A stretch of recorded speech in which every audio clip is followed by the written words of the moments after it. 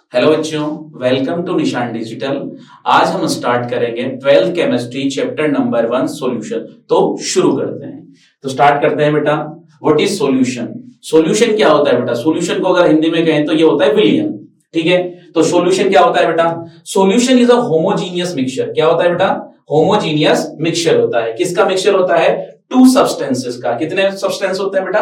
To substances.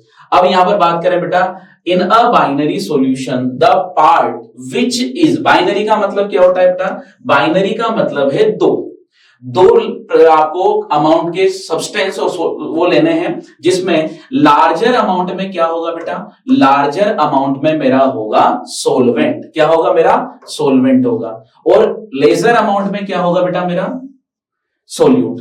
तो larger amount जो होता है उसे बोलेंगे हम सोलवेंट, मिनिमम अमाउंट में होगा उसे बोलेंगे हम सोल्यूट। ठीक है बेटा, आगे स्टार्ट करते हैं। Types of solution. तो क्या होते हैं टाइप्स ऑफ सॉल्यूशन? तो बेटा एक चीज को हम फिक्स कर देंगे, सोल्यूट एक जगह मैंने फिक्स कर दिया और सोलवेंट जो है उसको मैं चेंज करता रहूंगा।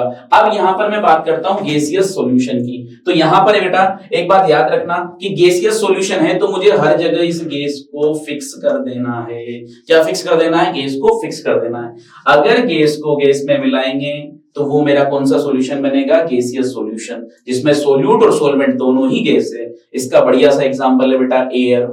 Air is a mixture of gases, nitrogen, hydrogen, helium, argon, सारी गैसेस होती है उसमें, ऑक्सीजन होता है। ठीक है, नेक्स्ट आगे बात करते हैं बेटा।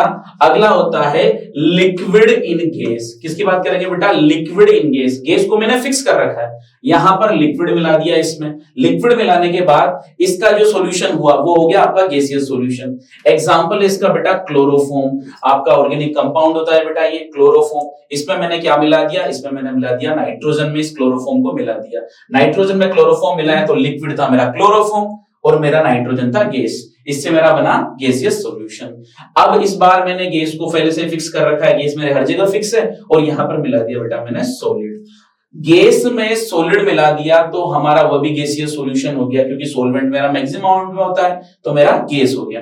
ठीक है, तो इसका बढ़िया सा एग्जांपल है बेटा स्मोक। स्मोक मतलब धुआं, जो अपन कहते हैं बेटा कार्बन जो होता है, ये कार्बन क्या होता है? सॉलिड फॉर्म में होता है। और ऑक्सीजन, इसकी दोनों की रिएक्शन करेंगे बेटा तो क्या बन जाएगा? बन जाएगा CO2। CO2 क्या होता है? एक तरह का धुआं होता है, कार्बन डाइऑक्साइड, हम जानते ही हैं इस बात को। ठीक है बेटा, तो आगे स्टार्ट करते हैं अपन, नेक्स्ट सॉल्यूशन की तरफ चलते हैं। तो दूसरा सॉल्यूशन आता है बेटा लिक्विड सॉल्यूशन। क्या होता है बेटा लिक्विड सॉल्यूशन? अब लिक्विड को मैंने क्या कर दिया? फिक्स कर दिया। लिक्विड को क्या कर दिया मैंने? फिक्स कर दिया। यहां पर मेरा जो लिक्विड है वो मेरा फिक्स हो गया। तो अब बात करता हूं, यहां पर पूरे के पूरे मेरे लिक्विड फिक्स हैं, देख लीजिए आप। अब लिक्विड मतलब सॉल्वेंट को मैंने फिक्स कर दिया। लिक्विड में मैंने डाल दिया बेटा गैस। लिक्विड में जैसे मैंने गैस डाला तो उससे मेरा कौन सा बन गया?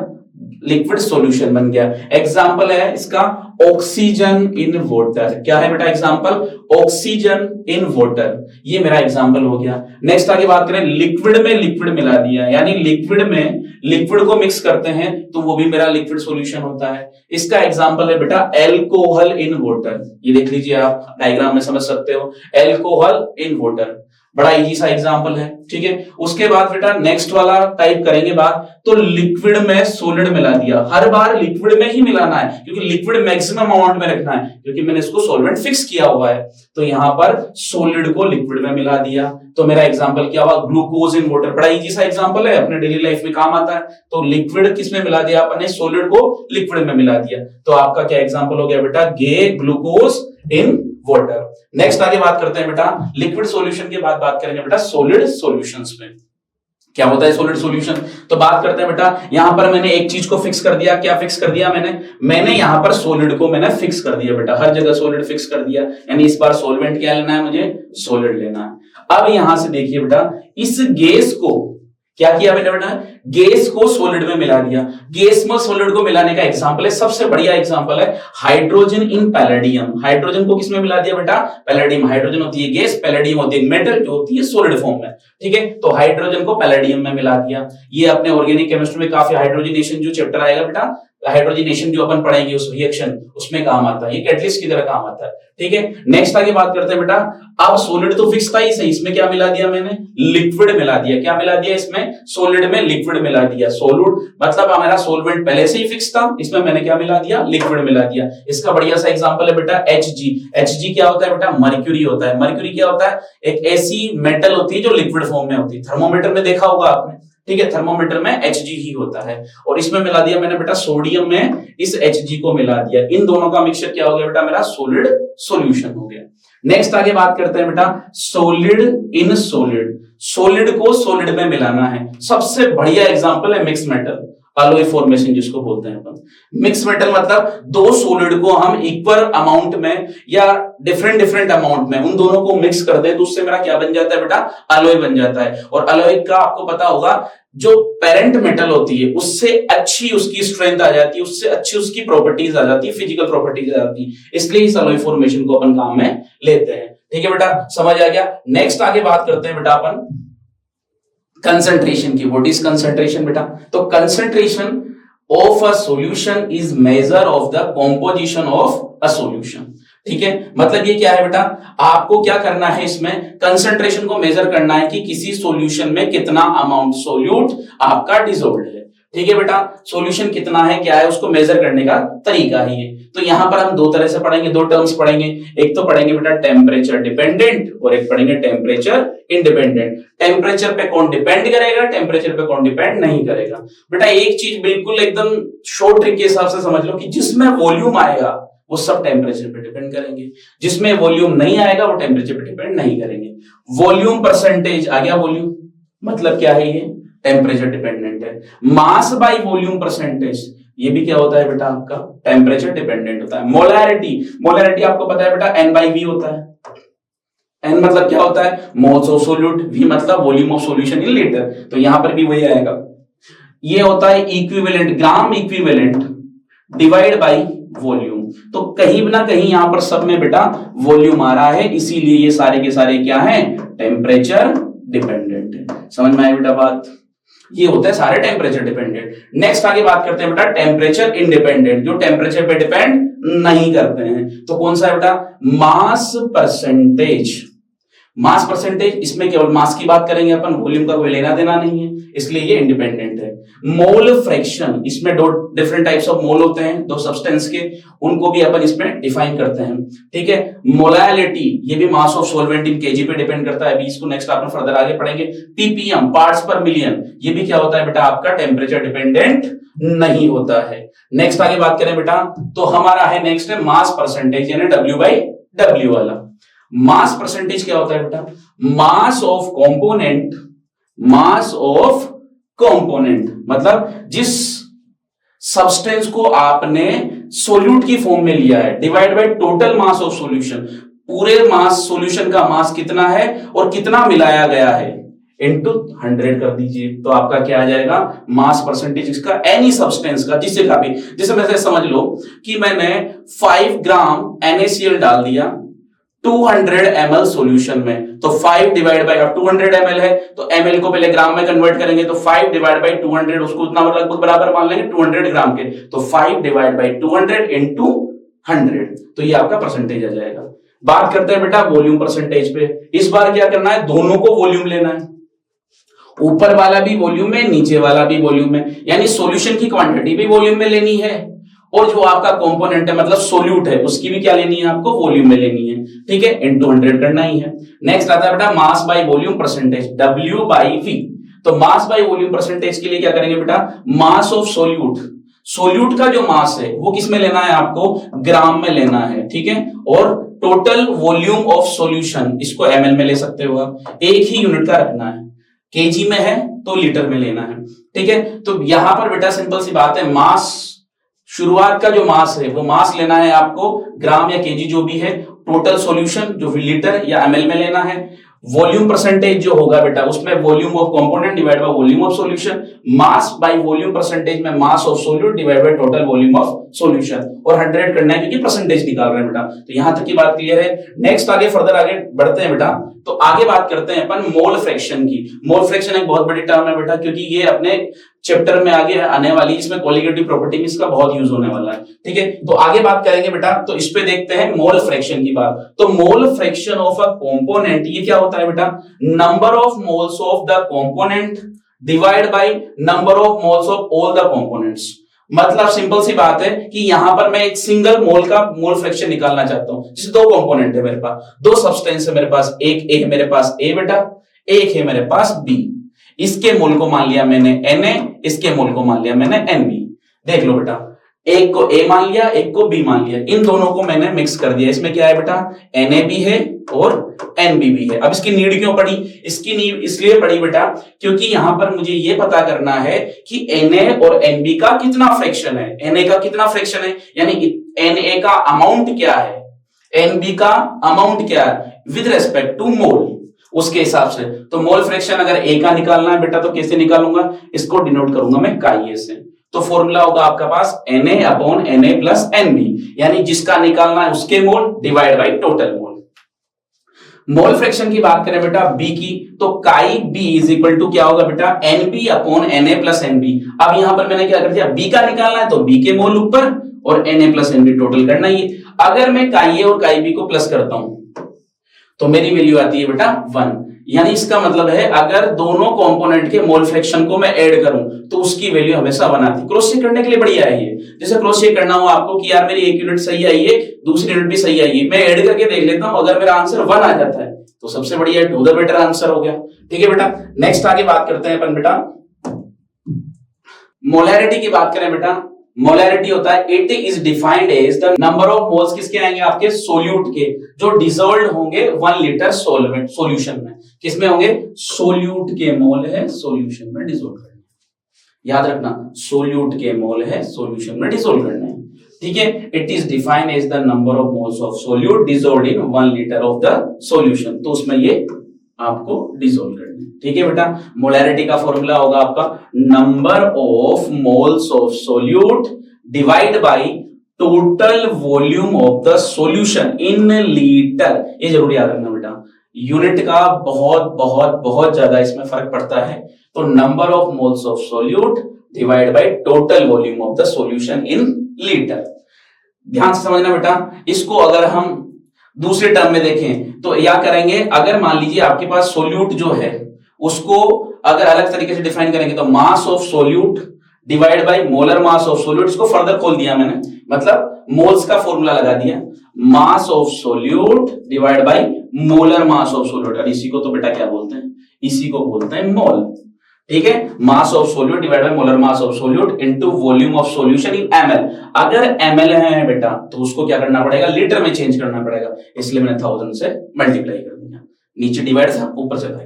तो ये क्या है बेटा आपका मोलैरिटी। अच्छा, इसकी यूनिट की भी बात कर लेते हैं अपन। तो यूनिट की बात करें बेटा तो इसका क्या आएगा, मोल पर लीटर। क्या यूनिट आएगी बेटा इसकी, मोल पर लीटर। ये आपकी यूनिट होती है मोलैरिटी की। किसकी यूनिट होती है बेटा, मोलैरिटी की। अब बात करते हैं बेटा मोलैरिटी।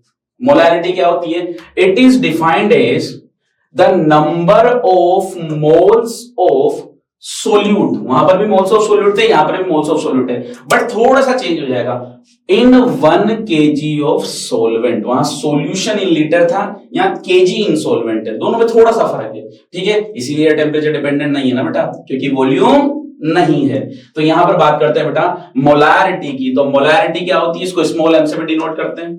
ठीक है, मोलैरिटी को स्मॉल m से डिनोट करते हैं, moles of solute divide by mass of solvent in kg। वही फर्दर इसको मोल्स को अपन डिवाइड करेंगे, इसका फॉर्मूला लगाएंगे, मास of solute divide by molar mass of solute. इसे क्या बोलता हूं बेटा, m यानी मोल।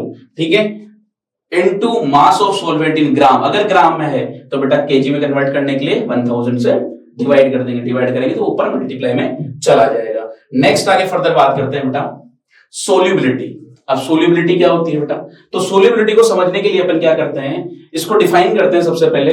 तो solubility of a substance maximum, क्या है बेटा, maximum amount that can be dissolved in specified amount. Specified amount क्यों बोला बेटा मैंने, बिकॉज आप एक लिमिट तक ही किसी सोल्यूट को किसी सोलवेंट में डिसॉल्व कर सकते हो, उससे ज्यादा आप नहीं कर सकते, और वो भी एक स्पेसिफाइड टेम्परेचर पर। इसको ऐसे समझ लो, मान लीजिए आपने क्या किया, एक ग्लास वाटर लिया, उस एक ग्लास वाटर में आपने क्या किया, थोड़ा सी एक स्पून टी स्पून आपने क्या डाल दी, शुगर डाल दी, शक्कर डाल दी, घोलते रहो उसको, घोलते रहो, शक्कर ऐड करते रहो, ऐड करते रहो, ऐड करते रहो। एक टाइम तो ऐसा आएगा जब ये घुलना बंद हो जाएगा, यानी स्पेसिफाइड अमाउंट तक ही वो घुल सकती है, और वो भी एक टेम्परेचर पर। फिर आप कहोगे सर टेम्परेचर की जगह हम क्या करते हैं, टेम्परेचर को बढ़ा देते हैं, तो बेटा फिर तो वो घुलना हो सकता है ना, क्योंकि टेम्परेचर बढ़ाएंगे तो शुगर के पार्टिकल इजीली पानी में घुल जाएंगे। ठीक है, तो टेम्परेचर को फिक्स रखना है,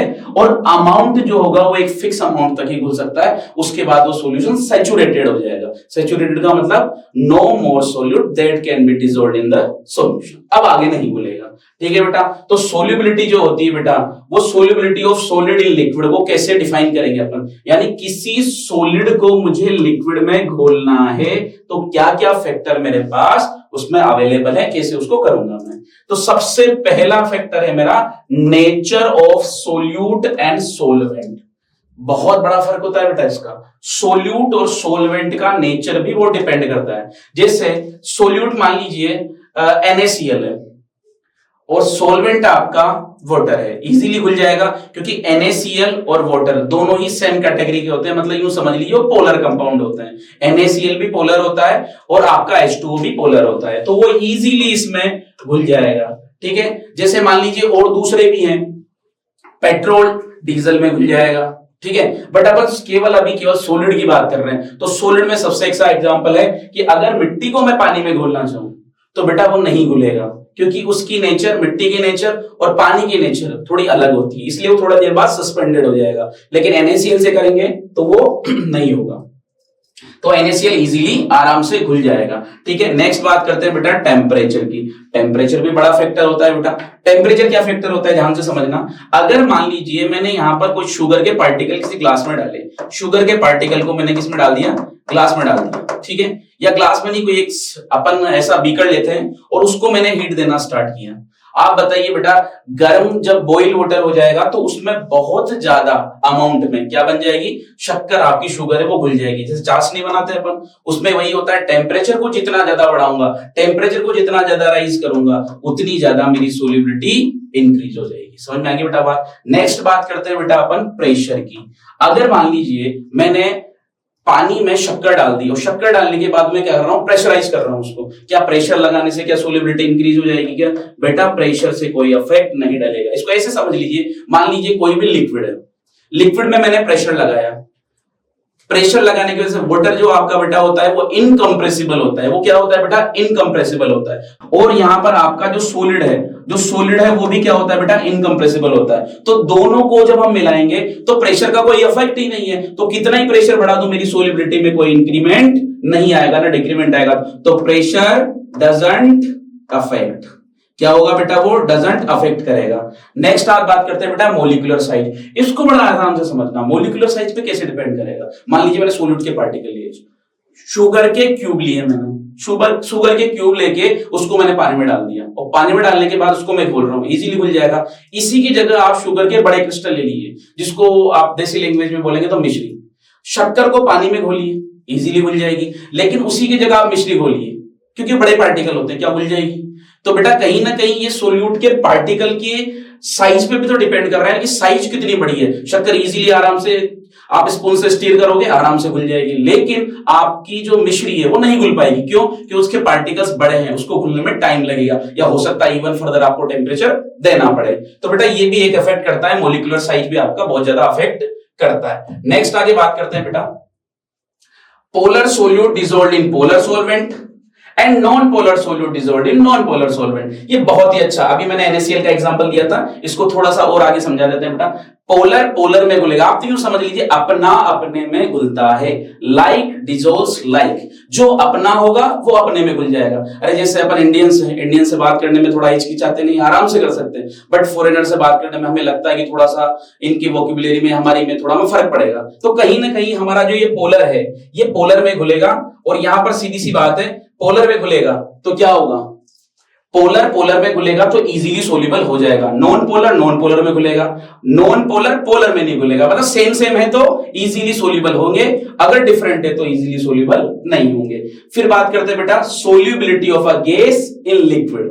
लिक्विड पहले अपन ने किसका पढ़ा था बेटा, सॉलिड की लिक्विड में, वो अपना पूरा क्लियर हो गया। उसके बाद हम स्टार्ट कर रहे हैं बेटा solubility of a gas in liquid. अब गैस को घोलना चाहते हैं लिक्विड में, तो सिंपल सी बात है बेटा, अगर किसी गैस का प्रेशर बढ़ाऊंगा, प्रेशर क्या कर दिया बेटा मैंने, इंक्रीज कर दिया, तो solubility of gas in liquid increase हो जाएगी। आपको पता है बेटा गैस के पार्टिकल दूर दूर होते हैं, प्रेशर लगाया, प्रेशर लगाने की वजह से क्या हुआ, पार्टिकल्स बिल्कुल पास पास आ जाएंगे। अब एक बात बताओ, पार्टिकल बिल्कुल पास पास आ जाएंगे तो आपको पता है कि गैस के पार्टिकल में अगर प्रेशर लगा दिया तो वो गैस प्रेशर लगाने के बाद लिक्विड में कन्वर्ट हो जाएगा और लिक्विड लिक्विड में इजीली सोल्यूबल हो जाएगी। मतलब सिंपल सी बात है, अगर सोल्यूबिलिटी की बात करूं तो सोल्यूबिलिटी इजीली वाटर में कब होगी, जब गैस का प्रेशर बढ़ा दूंगा। तो गैस का प्रेशर बढ़ाने से क्या हो जाएगा बेटा, गैस का प्रेशर बढ़ाने से मेरी गैस पास पास आ जाएगी, वो लिक्विड में कन्वर्ट हो जाएगी, वो इजीली सोल्यूबल हो जाएगी। ठीक है, हाई प्रेशर पे ये काम अपन को करना पड़ेगा। नेक्स्ट बात करते हैं बेटा,